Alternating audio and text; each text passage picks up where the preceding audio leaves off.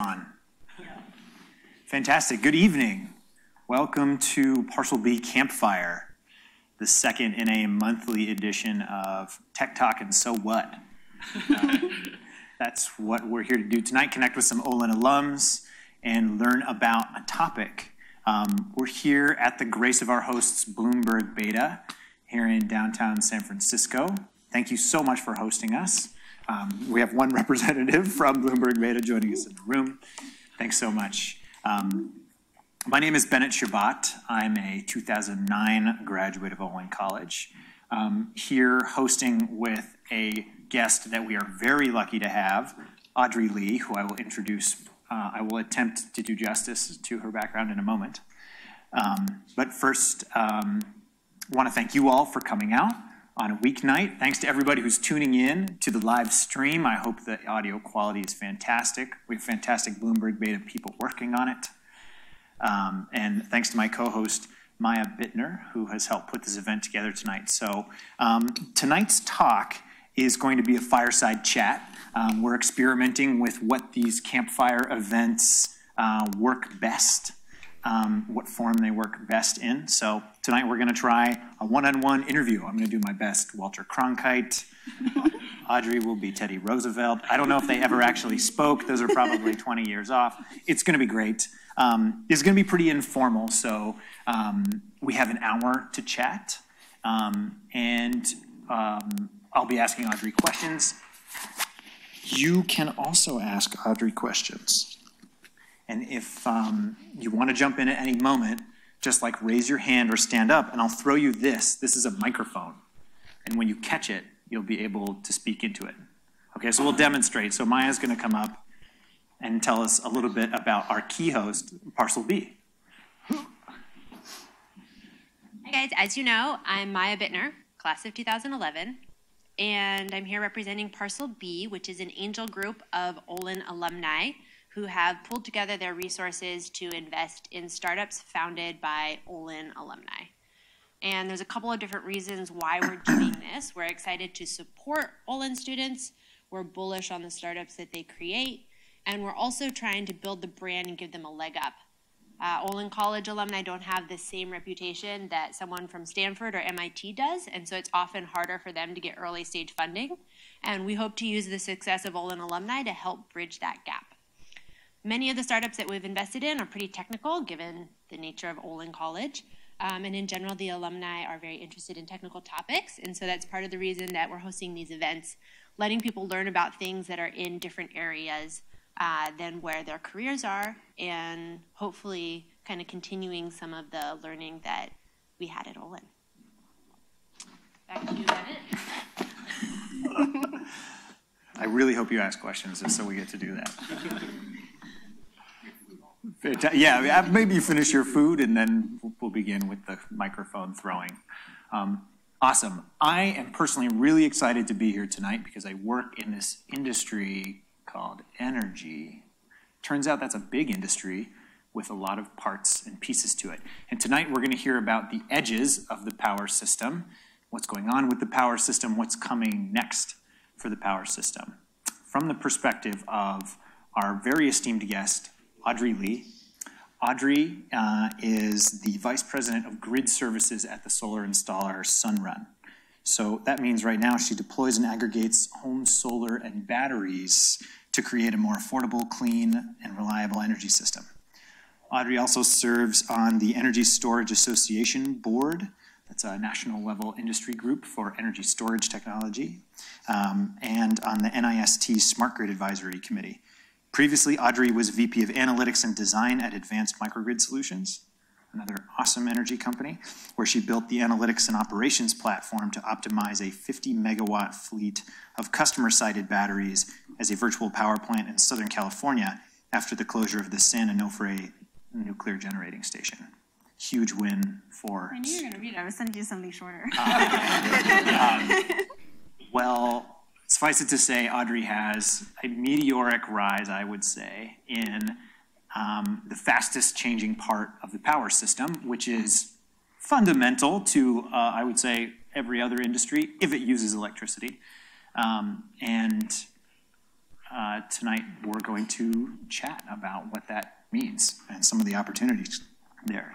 Thanks so much for being here, Audrey. Thank you so much. Thank you to Parcel B and Olin College alumni, and you for inviting me, and Maya, and all of you for being here. Really excited for the discussion, and hope we get lots of questions and dialogue. Totally. See anything. Well, first off, like, why are you working on solar? That's a big question. I mean, it's so cool.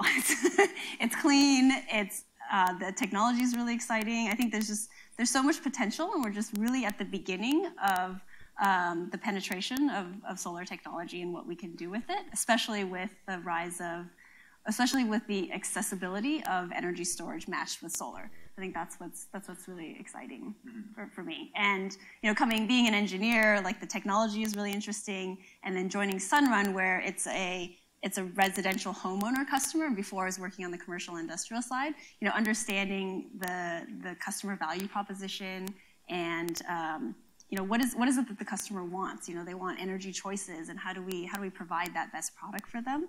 I think is really fun. Awesome, a very user-engaged attitude. Yeah, I think that's even more important on the residential side. And that market is just so wide open in terms of how we're at the very beginning of that in terms of penetration, and we could do so much more. There's so much more room for that. Exciting. We hope we can cover more what this opportunity is and how big and exciting it is. Yeah.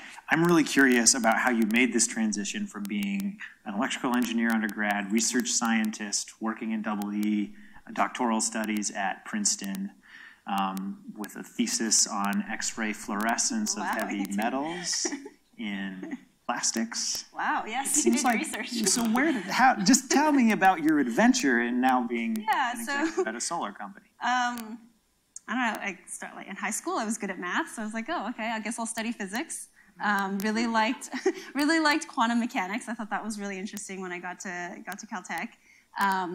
And then after college, I didn't really know what to do. So it's like, oh, I guess I'll just go to grad school, which I think was a mistake. I should have taken a year off, found myself, become more enlightened. But I went to grad school in electrical engineering, started out in quantum dots. I was measuring electron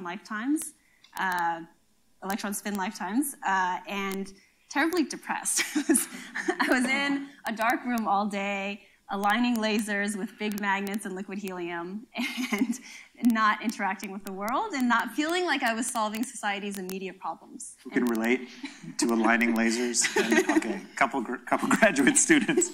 And it never worked. And I think I wasn't good at it because I wasn't passionate about it. And that was why it was depressing. I was like, why can't I be good at this? And finally realized, well, I'm not passionate. I'm not interested in this.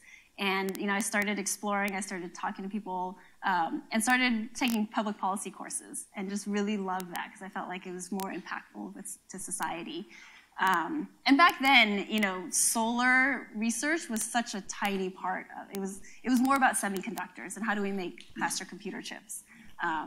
And so that societal impact, it was harder to find back then. And so I went into policy, but everyone said finish your PhD. That's going to be really valuable. And so I stuck it out, finished that PhD, and then I got a presidential management fellowship, which, if any of you are thinking about going back to grad school, it's a great program that the federal government has for graduate school graduates to go into the federal government if you're interested in exploring policy. So what was it? Am I answering your original question? Yeah, definitely. Okay. I want to hear the whole adventure. So this brought you to the Department of Energy. This brought me to the Department of Energy, and which was great because in grad school I was focused on this really this really narrow thing that 10 people in the world cared about. And I went to the Department of Energy, which is looking at the whole US and global energy system. And I think I really needed that after grad school to have that systems perspective. I always think if I could go back and do it again, I would do actually operations research. I think that solving system problems is really interesting to me. So that was great, and ended up working on linear programming, optimization, modeling of the U.S. energy system and globally. Yeah, so that launched me into policy, but was able to still use my engineering background, which was great. And worked with national labs to do that. And then Should I keep going? Yeah. So there was this trajectory from research science to policy. That's the big picture. Now you've trended back towards industry. Yeah. Does that feel like you're really making the thing and not talking about the Yeah, thing? so it only took me 10 years to go back to technology after leaving it. So I went into, so then I'm from California originally, really wanted to come back. In DC, at the time, it felt like it was hard to convince the whole country that climate change was happening and we needed to do something about it. It's still true. Yeah, and so coming back to California was like, oh, I don't have to explain that. We can just get started working on the problem. So I joined the California Public Utilities Commission and just loved how much of an impact I felt like, more impact I was making, and worked on a lot of the technologies that the areas that I'm working on now. So like demand response and energy storage, energy data. A lot of the stuff that they gave to the more technical person as opposed to the public policy people. And then. Being in government was a great place to have a good system view of what was going on in the industry. So at the Public Utilities Commission, I got to meet with the CEOs of different energy companies and got to understand this was the lay of the land in terms of the energy market. And it came to a point where I felt like I needed more industry experience to be a good regulator. Like not having that industry experience, I didn't want to make bad policy, and felt like that was what I needed next in my career. Thanks for that. As someone who's being regulated by the California Public Utilities Commission, I like that.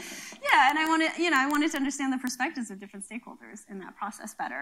And so, coming from coming from policy and making the transition to industry was mixed. I think some people saw my background and thought, okay, you're in government, you must want to be in regulatory affairs. And I was like, no, I have this engineering background. I want to work on product, but I've never been a product manager. So people see that, I don't have that on my resume. And then other people are like, oh, you come from government, you must be really multifaceted and can handle anything and adapt. And so it was kind of 50-50 about, how people took my background and made that transition, and eventually found this company and founder, Susan Kennedy, at Advanced Microgrid Solutions, where we worked on commercial and industrial energy storage for grid services. So really, really appreciative of the opportunity that gave me to kind of go into industry and prove my product management capabilities from there.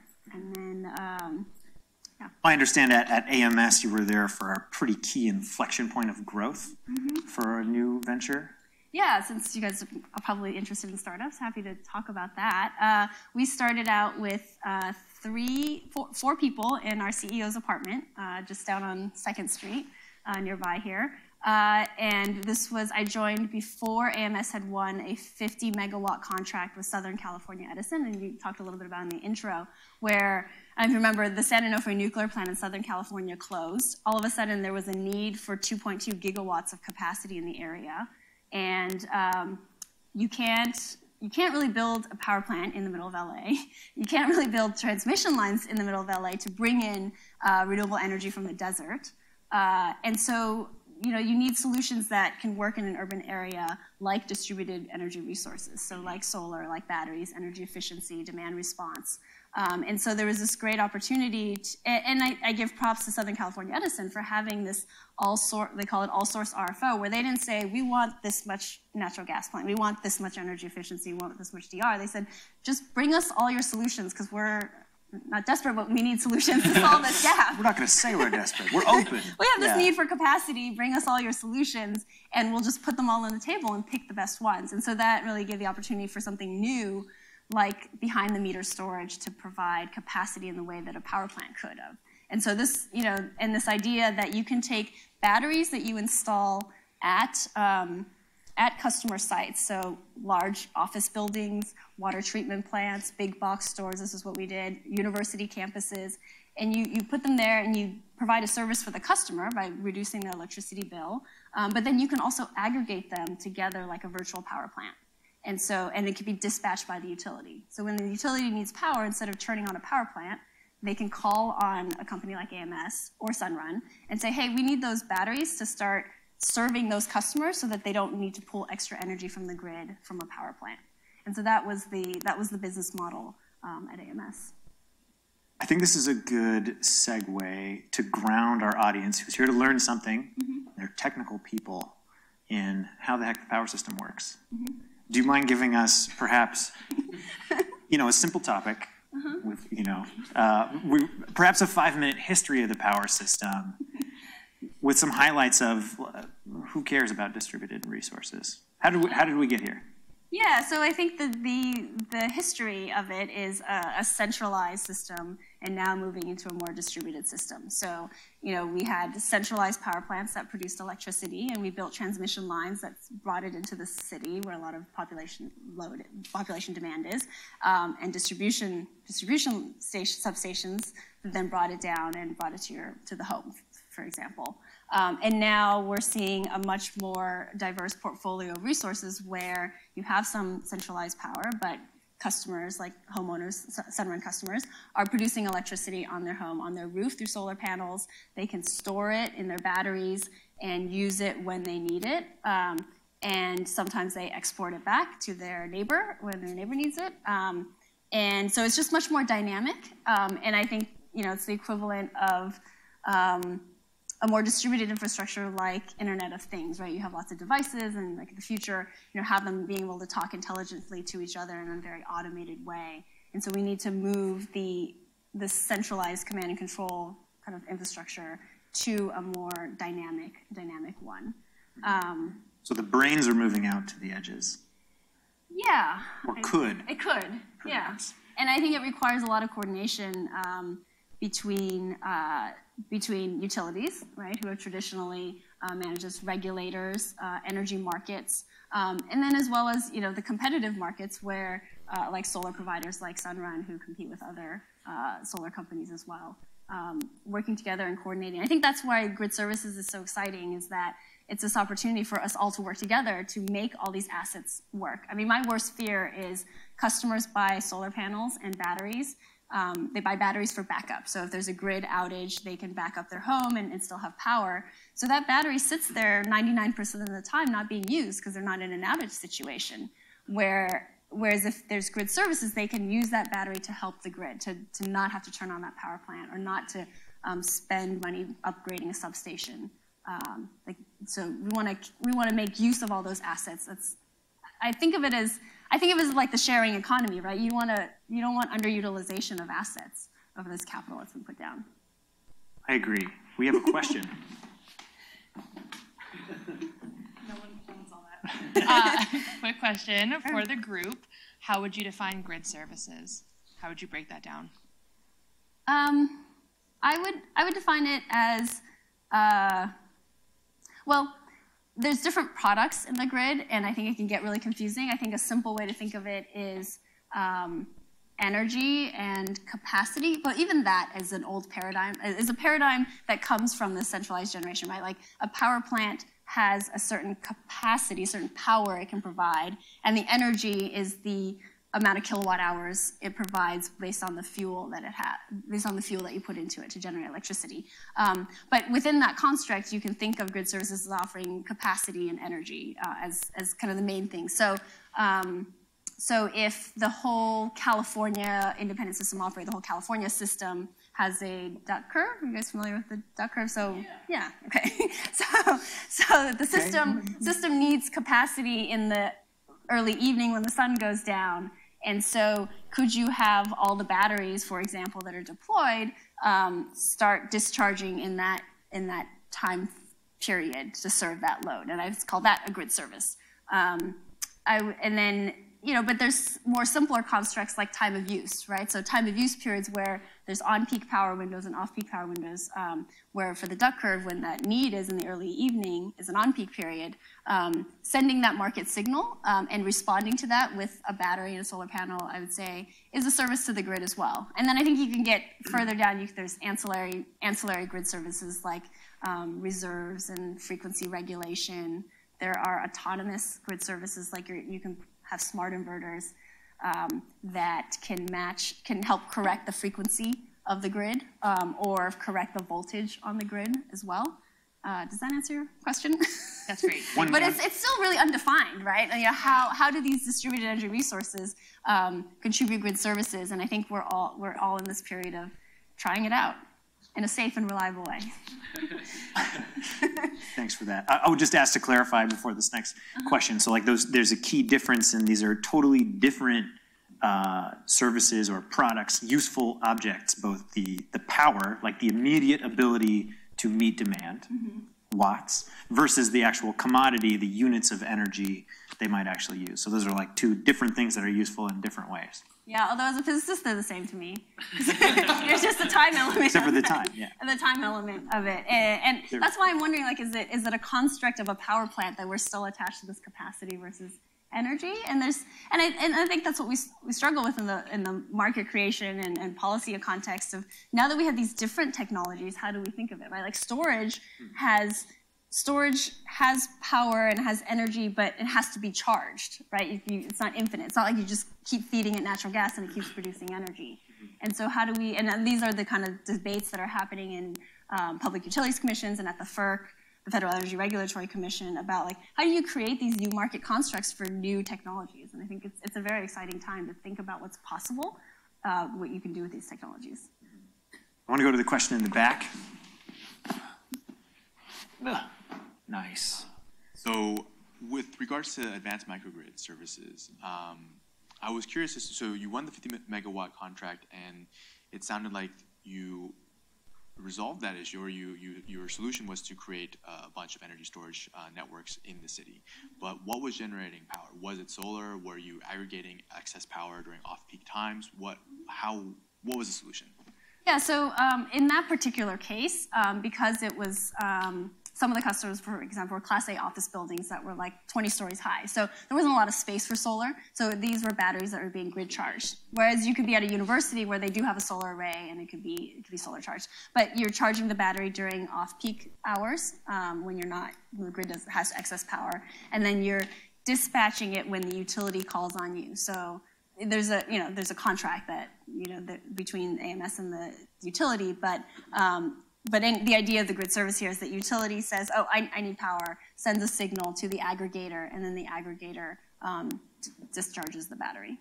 Just follow up on that. So I think kind of disconnecting this idea from capacity storage or energy, were you able to fulfill a 50 megawatt contract but not actually generate 50 megawatts of power? No, there was you really had to provide it. Okay, great. Yeah.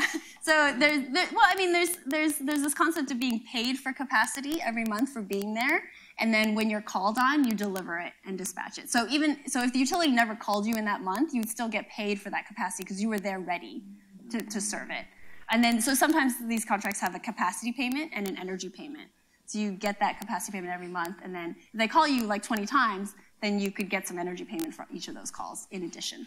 Again, paid separately from the instantaneous ability to deliver power versus the actual energy that you moved somewhere. Alley-oop? No? Okay, yep. We could have handed it, but it's fun to throw. So you briefly mentioned it's exciting to work on this new model of how to compensate all these different services, but big utilities are sort of stuck in this old rate case model where it's going to take 5+ years to have a new rate case. In the meantime, they're going to keep on building the distribution network because they have cost of capital recovery. And so they're incentivized to overbuild the system. You guys have these flexible things that can be switched on and off, and where you need to structure markets much more dynamically. What would your ideal regulatory system work for or look like to be able to really incentivize innovation here, where it's not going to take 5 years to clear the red tape for a startup to get off the ground? So I'm very excited about things like in California there's a proceeding called the Integrated Distributed Energy Resource proceeding, where and in New York you have some similar structures where there's an incentive for the utility to deploy distributed energy resource. So in this case for the IDER projects, the utilities identify a substation that we need to be upgraded. So say you have a new home development and you have all of a sudden this demand for electricity in this area, and you have to upgrade the substation to serve that need. well, instead of upgrading the substation, there could be a lower cost alternative to deploy all those homes, to deploy solar and storage on all those homes, and then you don't need to upgrade that substation. And so this proceeding, you're probably familiar, that gives the utility a 4.5% return, I believe, on those contracts. So there's an incentive where the utility can earn a rate of return on this contract, even though it's not a capital investment in the substation. Because you're right, the utility would be in the current construct incentivized to just upgrade that substation and earn a return on that. But here, they're incentivized to have a contract with DER provider to do that. So I'm excited, but they're in the first stages, right? So the utilities have proposed one of these, and so I get it. It's hard. It is hard for a startup to navigate in this scalable business model. To build a scalable business, and I think that's the reality. Is it's hard to work with utilities because they're conservative for a good reason, right? To ensure the safety and reliability of the grid, and so it's just a longer business process to do that. And I think that's why it's good to have more of a diversified customer, right? So like at Sunrun, like there's the utility customer for good services, but there's this existing homeowner customer that continues that supports the business day to day until we get to those new constructs. It's tough. Yeah, that's wondering. For people who don't know, I'm that utility guy. I work at Pacific Gas and Electric, the utility, so relate very much to that. Please chime in on your perspective. Maybe it's useful to clarify that, like, the way that so utilities are conservative by design, that you don't want people taking risky stuff, 10x but likely to fail kinds of investment risks with whether or not your lights will work tonight. Agreed? Yeah, we kind of want them to work. So there's a lot of structures that like reinforce that conservatism. It then becomes a cultural value, which I don't agree with. But one of the key ones is that like basically how the utilities were built out is like when load goes up, more homes are built, et cetera. We need more power flow out. We need to upsize the lines, et cetera. The utility is allowed to build new capital assets. That's what the utility does. Wires, transformers, poles, in order to meet that load. And on a pretty slow recurring cycle, we say, we built this much stuff to meet this much new load. And in order to guarantee that people want to invest in that happening, investor-owned private utilities like PG&E, my company, then get a fixed rate of return. So they're guaranteed to get a certain return back on that capital investment. Municipal utilities are like funded by their city or county government. And I guess I'd just add, the perspective from AMS was, when I was there, was don't try to offer a product that requires a rule change, a regulatory rule change, because that can take a long time, right? Work with what you can. I don't think AMS would have launched without that utility contract. And so, there was no scaling of AMS until AMS won that utility contract. Having that was what allowed it to be project financed. And you had asked about what it was like to be at a startup, and that was a lot of that. Negotiating the contract, raising the project finance, going through due diligence with independent engineers to make that happen. May bring us back to how the grid works. I'm curious, just like if I had 1,000 blenders and I turn it on, what's happening today, and like how do people know what to do, and what are they actually doing when I turn on 1,000 blenders? What would happen if nobody did anything, and what do you want to see the world doing in the future? I would love for you to answer this both in the context of current generation and in a totally turbineless environment. This suggestion was in the context of current generation technologies and in one without turbines, gas-fired turbines. Yeah, I think I would love to hear your answer on how, I think you have a good perspective on that. Thank you, Audrey. I'm just going to throw the question back to you. Yeah, no, I'll take the questions you don't want. That's fine. We're going to be here to serve you. We're your utility. So the fact of the matter is, when you turn on those 1,000 blenders, somebody turns up a power plant. Somebody looks at a screen, a human says, that power plant should turn up. And that literally happens. That there's a big system of a lot of power plants. They're predicting that this is going to occur. So it's planned in advance. But generally speaking, these power plants are ordered to come on so that like as those blenders all come on, somebody responds and the power instantaneously moves there. There's no storage in the system between. How do they know? Like, what do they look at? Is it just voltage drops? So some of these things are fairly predictable, like that everybody likes to make their smoothies either in the morning or at, when they come home for dinner. So it's like, we know we're gonna have these plants ready for morning smoothie and evening smoothie. So they have that schedule. Yeah, and I think there's I guess there's different pieces of it. So I got to visit this SCE, Southern California Edison control room, and like your blenders at your home at the end of the distribution line may cause a voltage drop, and so they may see that. So the distribution company, like SCE, may see that, and they say, okay, well, I've got to put more reactive, or I can't remember which way, add or inject or absorb some reactive power, and I have these controlled, these capacitor banks that can do that to take care of that. So I think there's that distribution side of it, and then the kind of how does it flow up? Does it get absorbed by the solar panels that are generating in your neighbor? Right, that solar, they're exporting, and so they're serving your power, and so it kind of nets out there rather than kind of trickles back up to the system level. It's complicated. Maybe I could add one more major framing of the system architecture that's useful. So that there are two very distinct domains that have different key control signals. In the transmission domain, the system, it's all a gigantic AC circuit, but in the transmission domain, which is high voltage, like tens of kilovolts to hundreds of kilovolts, that's the voltage in the gigantic power lines. So that's a looped network. So this circuit connects like amongst, quote, all power plants with relatively few offshoots, meaning there's a lot of different ways power can flow, and chiefly governed to frequency. So frequency is held at like constant value. There's all these systems in place to make sure frequency is at 60 hertz. And if frequency drops below 60 hertz, you know you don't have enough generation. It means like load is dragging down the sine wave that's moving around on the AC circuit. So that's one thing that you would see. So they're constantly looking at frequency. There are various means to respond. When you move across a transformer into a low voltage that we call distribution, now this, instead of being like a big loop where power plants can sort of feed anything on that loop, from that substation point, it's radial. So that means from that point down, it's seen as just like a one-directional power flow out of the loop. So there's like a big loop, and then there's these little branches of a tree coming off, feeding the leaves. That's like generally more California, and like when you go to like New York, it's a little bit more networked, is my understanding. So I think that's a good overview, and then there can be variations.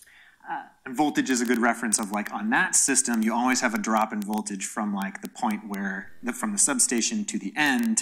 And again, we have like a fixed target that we're trying to hit there. So you got to make sure that voltage is in range. If the blenders turn on, voltage will drop, and we manage to voltage. And like maybe you have to boost it from at some point down from the source to the last sink. Right. And so what's exciting about distributed energy resources, then solar and storage, is with smart inverters, you can automatically sense the voltage and adjust for it autonomously with your battery. You could. There's a lot, and this, utilities they've deployed smart meters to do this to measure the voltage all along the line, but you can also do that with the inverters and the meters that get put in. And so that goes back to what we were talking about earlier about having these devices being able to talk to each other to solve these problems when the 1,000 blenders turn on, rather than having the person at the power plant, moving things up and down.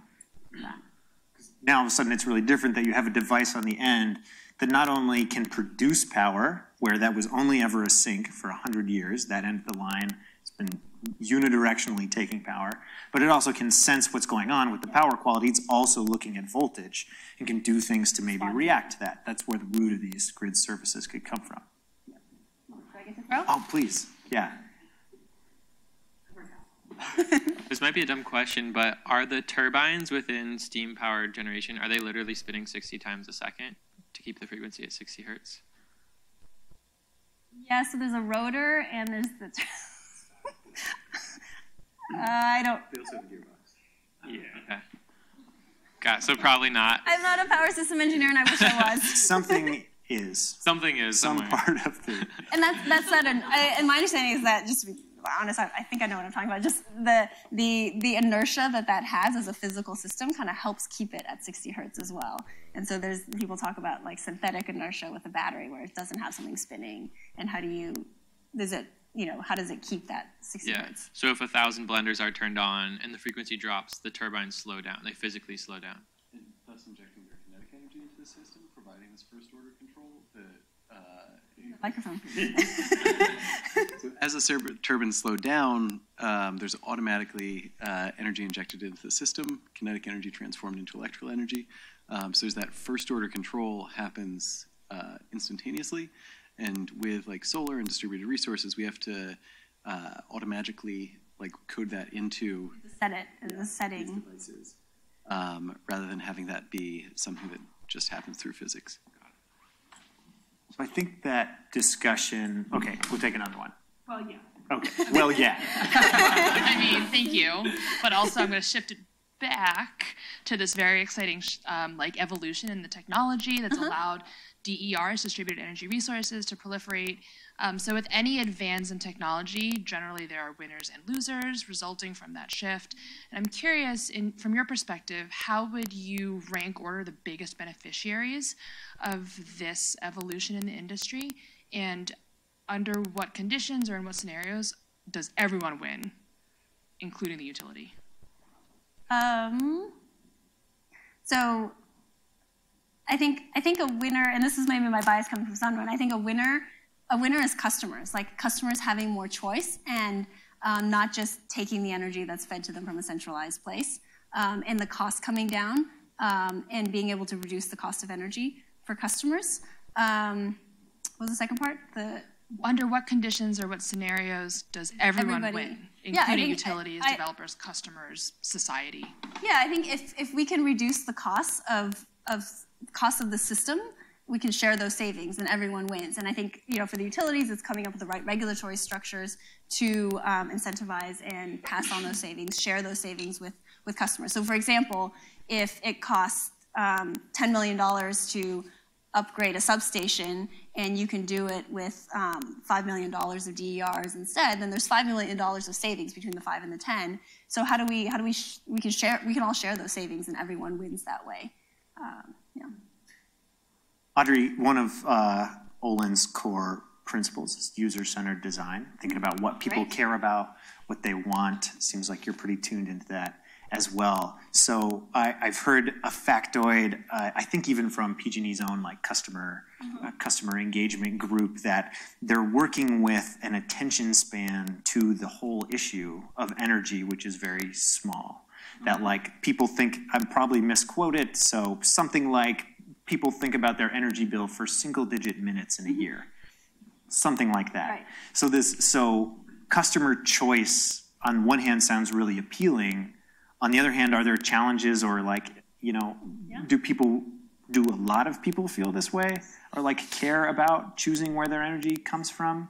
And how deep does that choice go? What gets people emotionally engaged with this kind of product? Yeah, I mean, I think we've seen with our customer, we've seen with just the rise in adoption of solar and storage. I think that's an indication of customer excitement and the growth towards that. But you're right. I think that, and that's why there's such high customer, and that's what surprised me coming into the residential solar market, the customer acquisition costs, right, to get their attention, right? It's not a simple thing to put solar panels on someone's roof and drill holes into it and require, all these inspections to do that. And so, like, how do we make that even easier for customers? I mean, it's surprising to me in a way, like, you're offering the customer something that will save them money. They're not paying extra for it. And so, like, why wouldn't someone do that?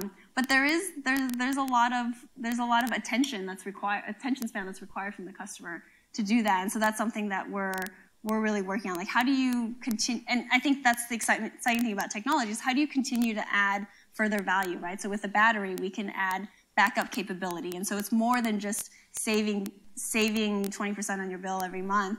It's about, I had an outage the other day and I was in the dark for 10 hours and that was really painful. And so layering on these other values, I think, is really important for customers. So it's more than just saving on your electricity bill, which is kind of boring, but providing these other features.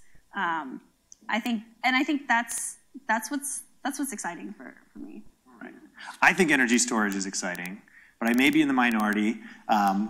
Why are we only hearing about energy storage in the last few years? Is this new? Like, this is a core technology question. Like, what's the deal with energy storage and why is it new?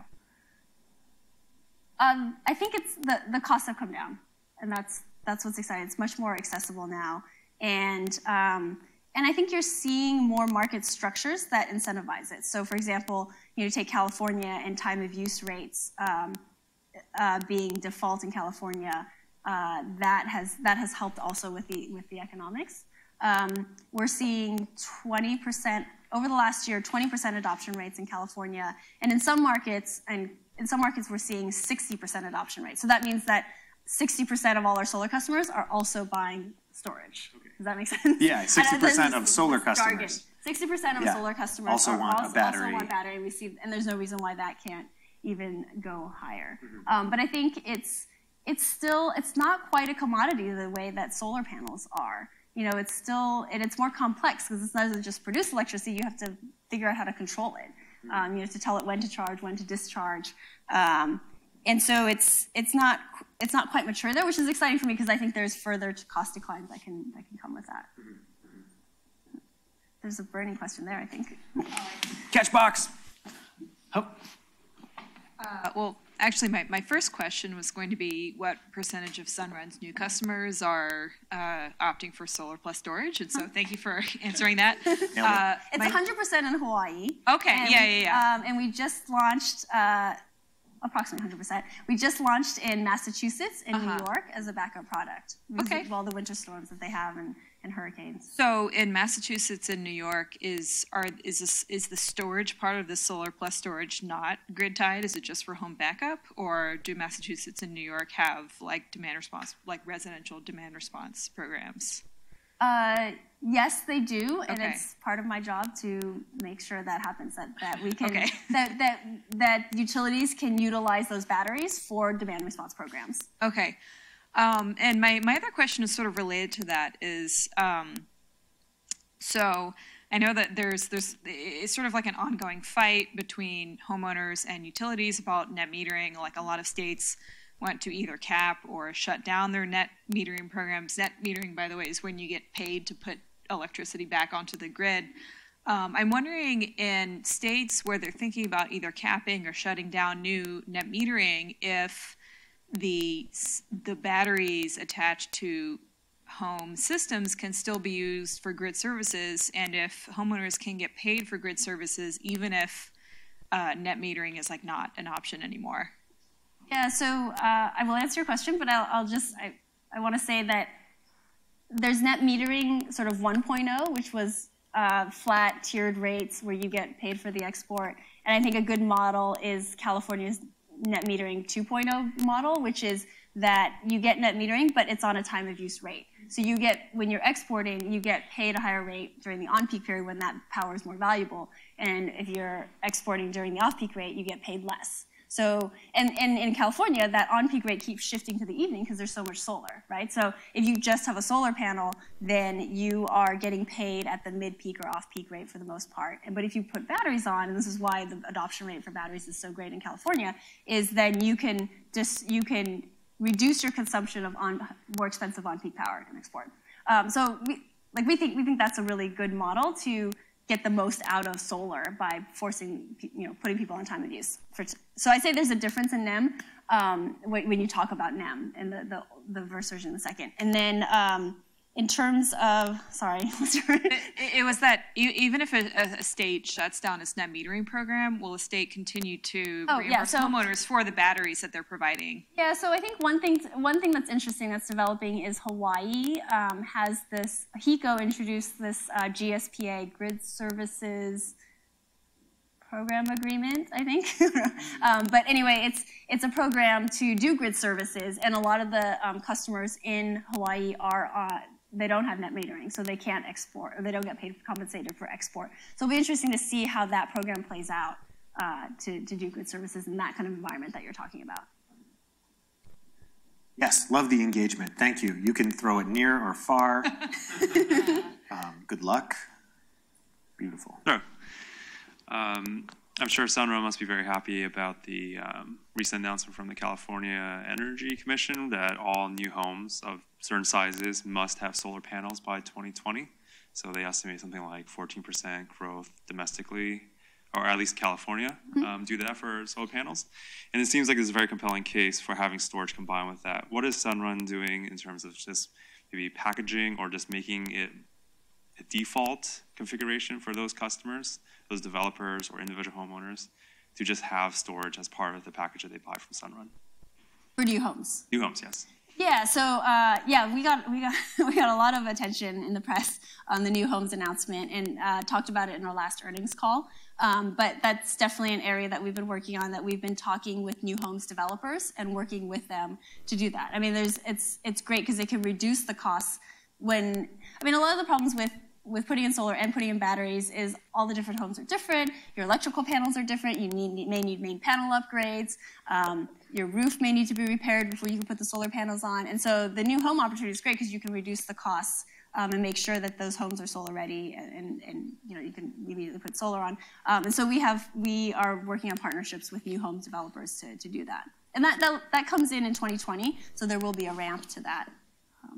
And my follow-up was, because it is a new home opportunity, are there certain ways that a provider like you could be influencing like architectural decisions, locations of batteries, now that you are basically part of the design process? And what do those look like? I'm frankly curious because I've talked to some companies just about like, how do you put in solar for like a condo building, and they automatically just kind of glaze over a little bit if they're not a good sales rep, and then say it's very complicated in some ways.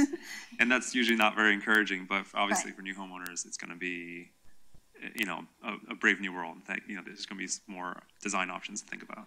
Yeah, no, I think that's exciting. And I think as a former policy wonk, that's what's exciting about regulations that do help that do help bring down the costs, right? By not being overly regulatory, but like having a regulation that helps bring down the cost, that helps society. And so in terms of specifics, we generally install batteries in the garage.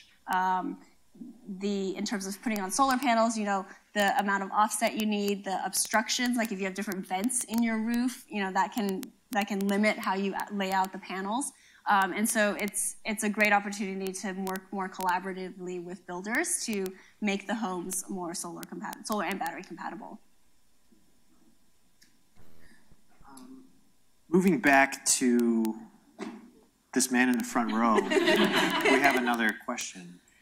So we haven't really talked about the low carbon nature of distributed grids, and I live in SF, and one of the cool things with SF is we have two different choices for 100% clean energy. So you can buy it from the city and get wind for $5 extra a month, or you can buy it from PG&E and get solar for like an extra $5 a month.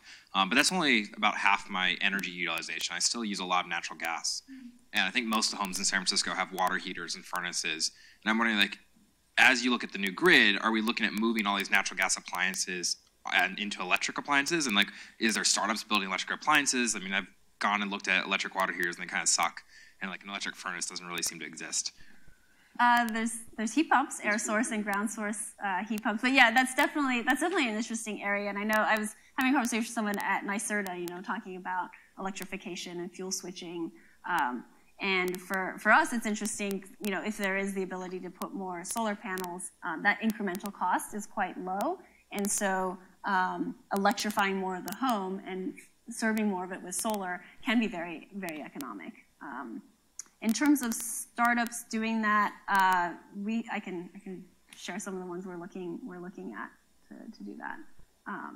Yeah, and I think especially you talk about natural gas, which I think eventually will, because it is carbon emitting, we'll need to switch over to electricity. But I mean, the low-hanging fruit is fuel oil. Like when I lived in Boston, like people still get fuel oil delivered by truck to heat their homes, and that is more carbon intensive and costly. And so that's a great opportunity to transfer people over to electric heat pumps.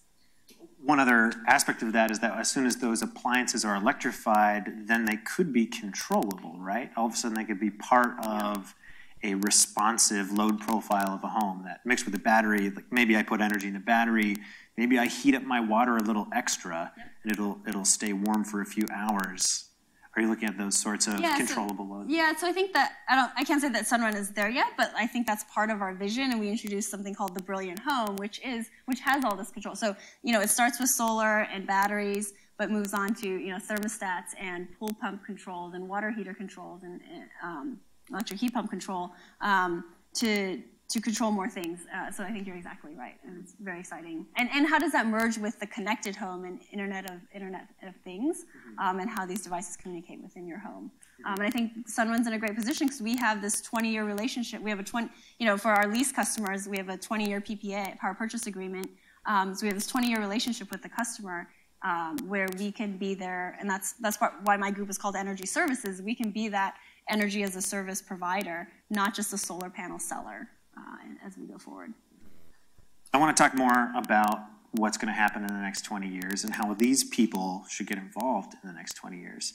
So I'm curious if you could paint any view of some of the opportunities in this space from your perspective. One of them could be core enabling technologies or gaps you see in the market that need somebody smart to come hack on them.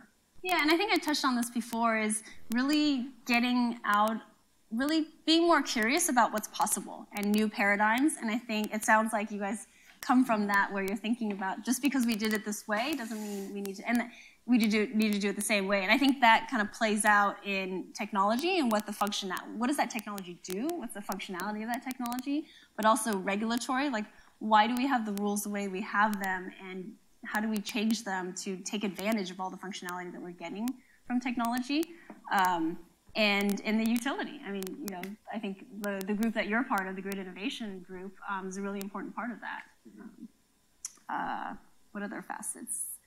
Well, I'm curious, you led a big energy data initiative at the California Public Utilities Commission. Are there any data scientists in the room? Anyone who would perhaps empathize with that view of the world? Right? Yeah. So what are there opportunities in that space? Who cares about energy data and what's it worth? To who? I can speak to, like at AMS, I had a data science team that would look at commercial industrial energy usage and figure out ways to use the battery to help them reduce their electricity, reduce those costs.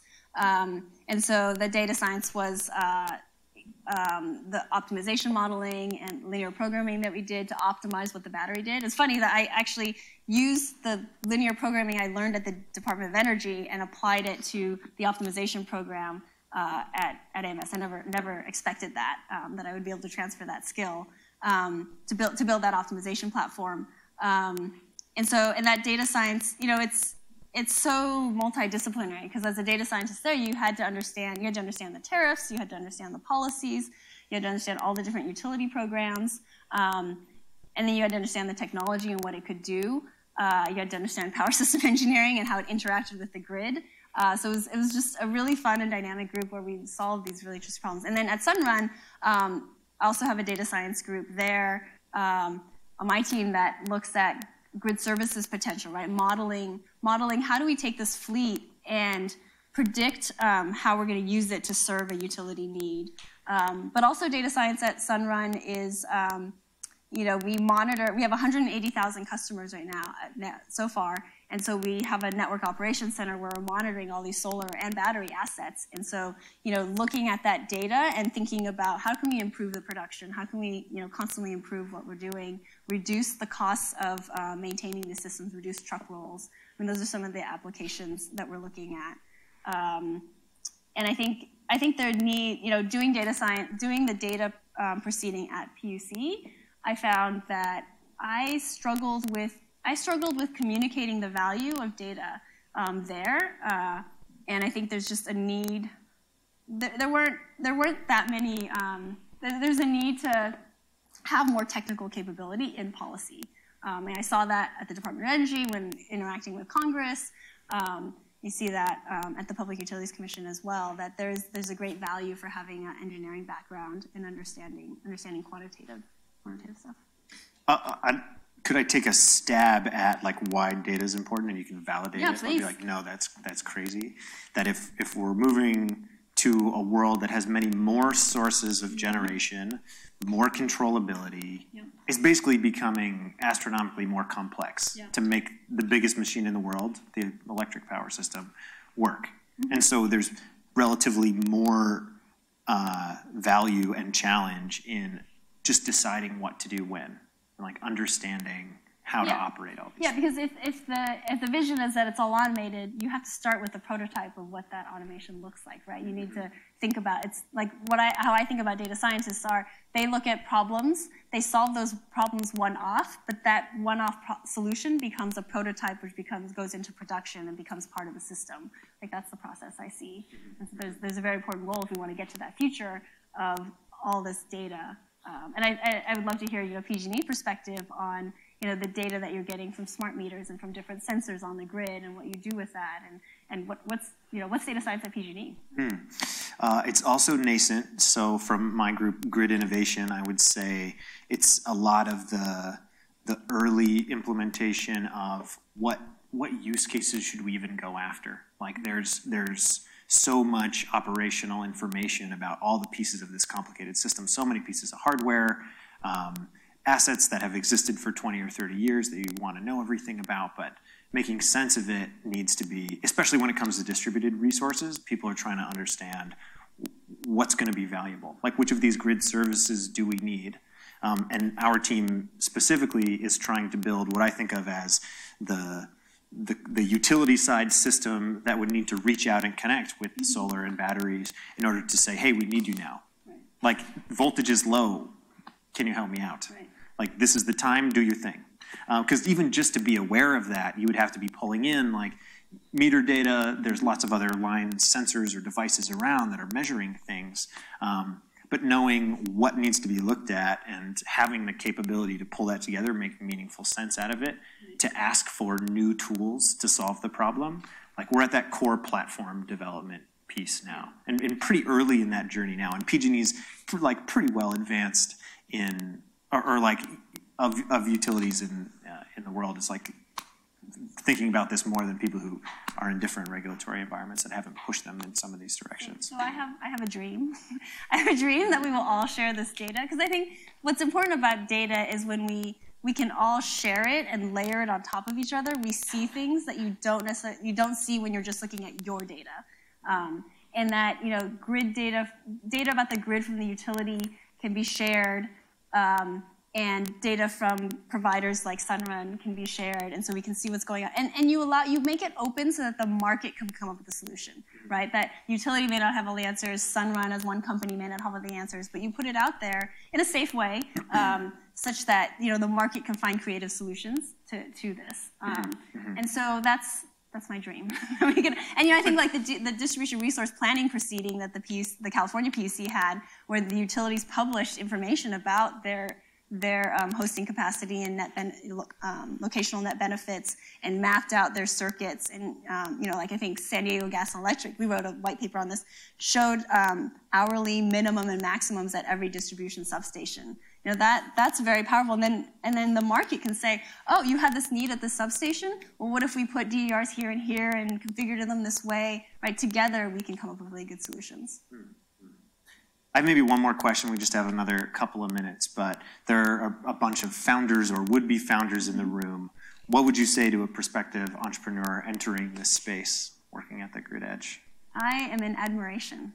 Seeing the founder at AMS, the founders at AMS, and how determined and visionary they are, really inspires me. I